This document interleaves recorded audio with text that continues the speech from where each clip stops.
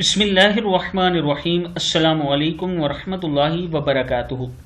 عابد راجہ channel کی طرف سے آج میں اپنے دوستوں کو رسول اللہ صلی اللہ علیہ وآلہ وسلم کا ایک بہت ہی پیارا فرمان سناؤں گا۔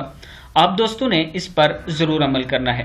حضرت ابن عباس رضی اللہ تعالی عنہ فرماتے ہیں، نبی اکرم صلی اللہ علیہ وآلہ وسلم نے ارشاد فرمایا کہ اللہ تعالیٰ بندے کے 3 قسم کے گناہ معاف نہیں کرے گا۔ ان گناہوں کے علاوہ جس قدر گناہ ہوں گے ان کو معاف کر دے گا، لیکن ان تینوں گناہوں کو کبھی معاف نہیں کرے گا۔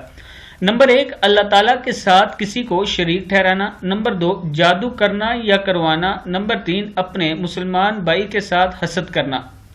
یعنی اگر کوئی آدمی ان گناہوں سے توبہ کیے بغیر مر جاتا ہے تو اس کو معاف نہیں کیا جائے گا۔